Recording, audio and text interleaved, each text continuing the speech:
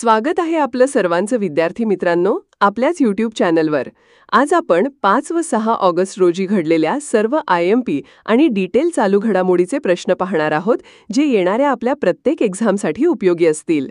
चॅनलवर आले आहात, नवीन आहात, लाईक, सबस्क्राईब, शेअर करायला विसरू नका आणि व्हिडिओ आवडल्यास कमेंट बॉक्समध्ये आपला फीडबॅक नक्की द्या. चला, वेळ वाया न घालवता व्हिडिओला सुरुवात करते. प्रश्न पहिला. महाराष्ट्र राज्याच्या 6व्या वित्त आयोगाच्या अध्यक्षपदी कोणाची नियुक्ती करण्यात आली आहे? या प्रश्नाचं योग्य उत्तर आहे नितीन करीर. हा प्रश्न डिटेलमध्ये पाहू.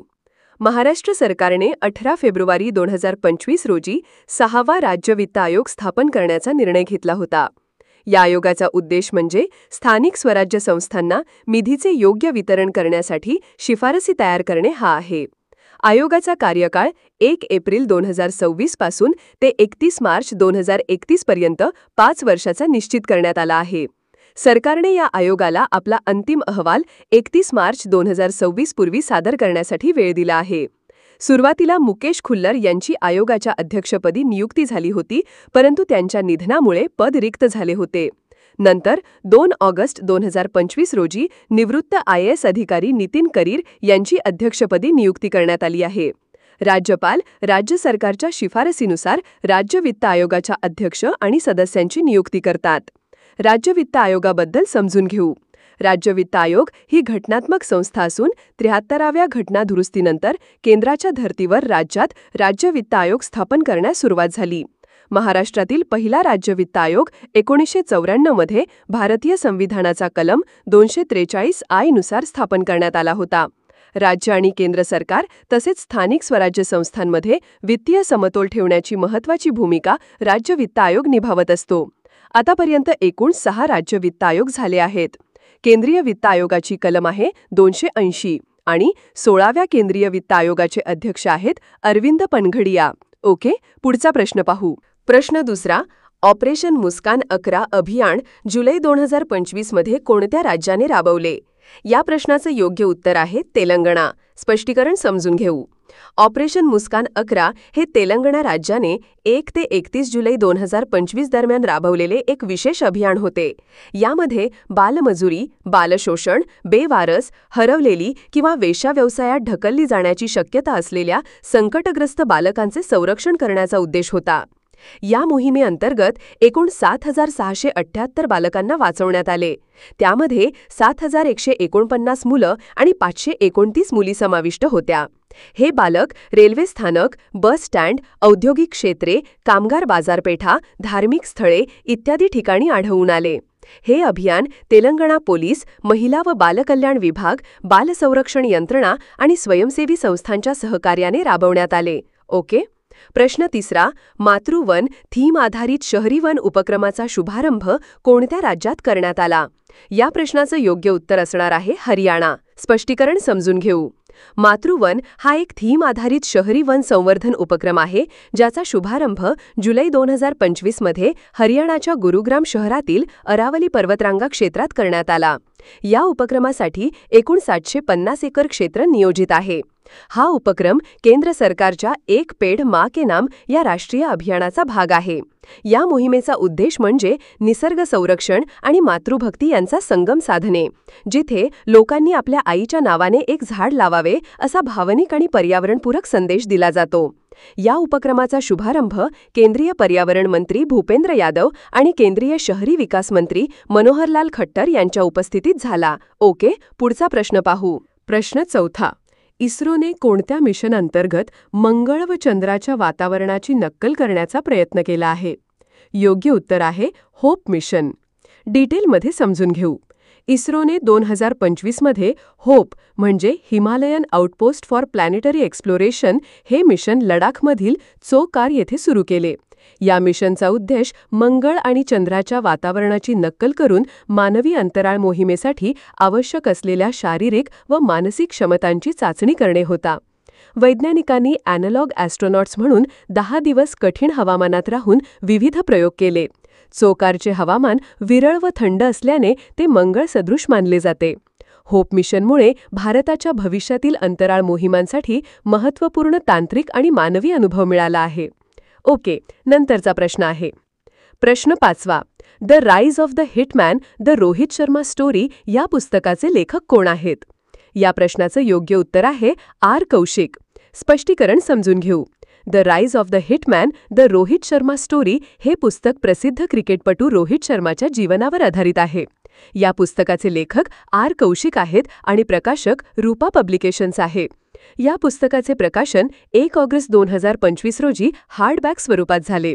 यात रोहितचा बालपणापासून ते भारतीय क्रिकेटमधील यशस्वी प्रवासाची सखोल माहिती दिली आहे. हे पुस्तक क्रिकेटप्रेमींसाठी प्रेरणादायी आणि माहितीपूर्ण ठरणारे आहे. ओके, नंतरचा प्रश्न पाहू. प्रश्न 6वा. ऑगस्ट 2025 मध्ये भारताने आपले शेवटचे एअरबस C295MW परिवहन विमान कोणत्या देशातून प्राप्त केले आहे? या प्रश्नाचे योग्य उत्तर आहे स्पेन. डिटेलमध्ये समजून घेऊ. भारताने ऑगस्ट 2025 मध्ये स्पेन येथून शेवटचे C295MW टॅक्टिकल ट्रान्सपोर्ट विमान प्राप्त केले आहे. ही डील 56 विमानांबाबत होती. त्यातील पहिले 16 विमाने थेट स्पेनमधून फ्लाय अवे स्वरूपात मिळाली आहेत. उर्वरित 40 विमाने भारतात टाटा ग्रुपच्या माध्यमातून तयार केली जाणार आहेत, गुजरातच्या वडोदरा शहरामध्ये. या विमानांची क्षमता लष्करी आणि आपत्कालीन ट्रान्सपोर्टसाठी खूप उपयुक्त आहे. ही भागीदारी भारताच्या मेक इन इंडिया उपक्रमास चालना देणारी आहे. ओके, 7वा प्रश्न आहे.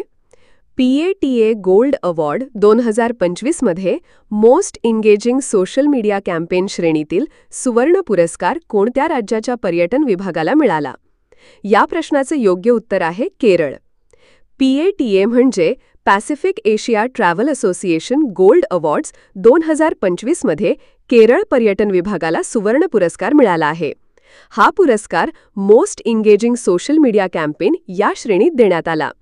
केरळ पर्यटन विभागाने केलेली मीम लेड मेकओव्हर कॅम्पेन ही ऑनलाईन मोहीम खूप लोकप्रिय ठरली. ही मोहीम सोशल मीडियावर विनोदी मीम्सद्वारे पर्यटनासाठी प्रभावी आकर्षण ठरली होती. ही मोहीम केवळ लोकांशी संवाद साधणारीच नव्हे तर पर्यटनाला चालना देणारी ठरली. ओके, प्रश्न 8वा. वर्ष 2027 मध्ये राष्ट्रमंडळ युवा खेळांचे आयोजन कोणत्या देशात होणार आहे? योग्य उत्तर आहे माल्टा. स्पष्टीकरण पाहू. वर्ष 2027 मध्ये होणाऱ्या 8व्या राष्ट्रमंडळ युवा खेळ म्हणजे कॉमनवेल्थ यूथ गेम्स चे आयोजन माल्टा या युरोपियन देशात होणार आहे. हे खेळ 27 ऑक्टोबर ते 4 नोव्हेंबर 2027 या कालावधीत आयोजित केले जाणार आहे. या स्पर्धेत 14 ते 18 वयोगटातील सुमारे 1150 खेळाडू 74 राष्ट्रांतून सहभागी होणार आहेत. 2027च्या स्पर्धेत नौकायन, जलपोलो आणि पारा स्विमिंगसारखे नवीन खेळ समाविष्ट करण्यात आले आहेत. ही स्पर्धा माल्टासाठी ऐतिहासिक ठरणार असून प्रथमच माल्टा राष्ट्रकुल युवा खेळांचे यजमानपद घोषवणार आहे. पहिल्यांदा ही स्पर्धा स्कॉटलंड या देशात आयोजित करण्यात आली होती. ओके, नंतरचा प्रश्न पाहू. प्रश्न 9वा. इस्रो कोणत्या रॉकेटद्वारे अमेरिकेच्या AST स्पेस मोबाईल कंपनीच्या ब्लूबर्ड ब्लॉक 2 संचार उपग्रहाचे प्रक्षेपण करणार आहे? योग्य उत्तर आहे LVM-3. स्पष्टीकरण समजून घेऊ. इस्रो अमेरिकेच्या AST स्पेस मोबाईल कंपनीच्या ब्लूबर्ड ब्लॉक 2 संचार उपग्रहाचे प्रक्षेपण करणार आहे. हे प्रक्षेपण LVM-3 म्हणजे लॉन्च व्हेइकल मार्क 3 या भारताच्या सर्वात शक्तिशाली रॉकेटद्वारे होणार आहे. या उपग्रहाचा उद्देश थेट स्मार्टफोनवरून ब्रॉडबँड इंटरनेट सेवा पुरवणे हा आहे. हे प्रक्षेपण सतीश धवन अंतराळ केंद्र, श्रीहरिकोटा येथून होणार आहे. ओके, 10वा प्रश्न. ऑगस्ट 2025 मध्ये संरक्षण सेवा आर्थिक सल्लागार म्हणून कोणाची नियुक्ती करण्यात आली आहे? योग्य उत्तर आहे मयंक शर्मा. स्पष्टीकरण समजून घेऊ. मयंक शर्मा यांनी ऑगस्ट 2025 मध्ये संरक्षण सेवा आर्थिक सल्लागार या पदाचा कार्यभार स्वीकारला आहे. ते 1989 बॅचचे भारतीय संरक्षण लेखा सेवा अधिकारी आहेत. त्यांनी यापूर्वी रक्षा लेखा महानियंत्रक म्हणूनही काम पाहिले आहे. तसेच त्यांनी एम्स, दिल्ली महापालिका व संयुक्त राष्ट्रसंघात प्रतिनिधी म्हणून कार्य केले आहे. हे पद संरक्षण मंत्रालयाच्या आर्थिक धोरण, खर्च नियोजन आणि बजेट देखरेखीला दिशा देणारे अत्यंत महत्त्वाचे पद आहे. ओके. प्रश्न 11वा. ऑगस्ट 2025 मध्ये भारतीय वरिष्ठ पुरुष राष्ट्रीय फुटबॉल संघाचा नवा मुख्य प्रशिक्षक कोणाला नियुक्त केले आहे? या प्रश्नाचे योग्य उत्तर असणार आहे खालिद जमील. स्पष्टीकरण समजून घेऊ. ऑगस्ट 2025 मध्ये खालिद जमील यांची भारतीय वरिष्ठ पुरुष राष्ट्रीय फुटबॉल संघाच्या मुख्य प्रशिक्षकपदी नियुक्ती करण्यात आली आहे. ते हे पद भूषवणारे 13 वर्षांनंतरचे पहिले भारतीय बनले आहेत. ऑल इंडिया फुटबॉल फेडरेशनच्या तांत्रिक समितीच्या शिफारशीनंतर त्यांची निवड झाली. त्यांनी विदेशी प्रशिक्षक मनोलो मार्केज यांचे स्थान घेतले आहे. ओके, नंतरचा प्रश्न पाहू. प्रश्न 12वा. शेतकऱ्यांना बियाणे, खते आणि इतर कृषी गरजांसाठी आर्थिक सहाय्य देण्यासाठी कोणत्या राज्य सरकारने अन्नदाता सुखीभाव योजना सुरू केली आहे? योग्य उत्तर आहे आंध्र प्रदेश. डिटेलमध्ये समजून घेऊ. आंध्र प्रदेश सरकारने रायथू भरोसा या योजनेचे नाव बदलून अन्नदाता सुखीभाव योजना ठेवले आहे. या योजनेअंतर्गत राज्यातील शेतकऱ्यांना दरवर्षी 20,000 रुपयांची आर्थिक मदत मिळते. त्यातील 14,000 रुपये राज्य सरकाराकडून तर 6,000 रुपये केंद्र सरकारच्या पीएम किसान योजनेतून दिले जाते. 2025 मध्ये या योजनेअंतर्गत 47 लाख शेतकऱ्यांना 7,000 रुपयांची पहिली किस्त वितरित करण्यात आली आहे.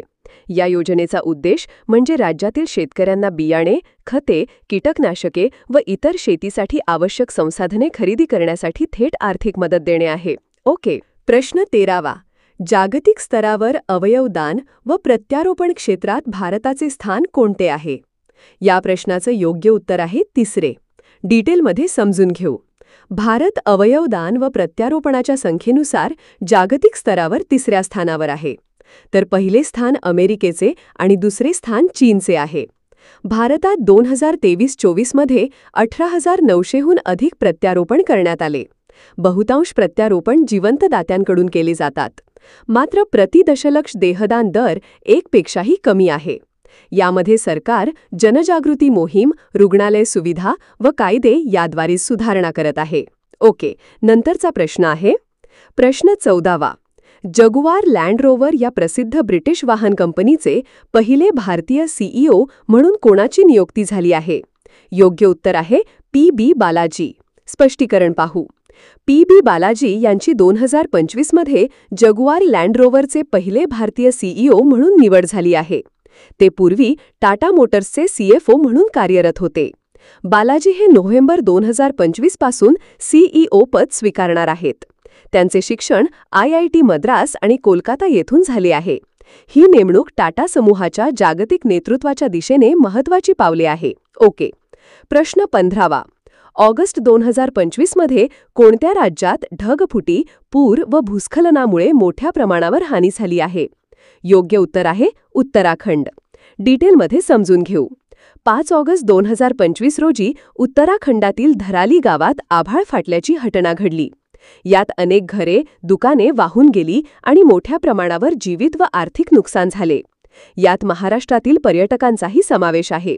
या घटनेमुळे हिमालयीन भागातील हवामान बदल आणि ग्लेशियल लेक आउटबर्स्ट फ्लड यांचा धोका अधोरेखित झाला. ओके, धन्यवाद विद्यार्थी मित्रांनो. व्हिडिओ आवडल्यास लाईक, सबस्क्राईब, शेअर करायला विसरू नका आणि व्हिडिओ कसा वाटला हे कमेंट बॉक्समध्ये नक्की कळवा. Thanks for watching.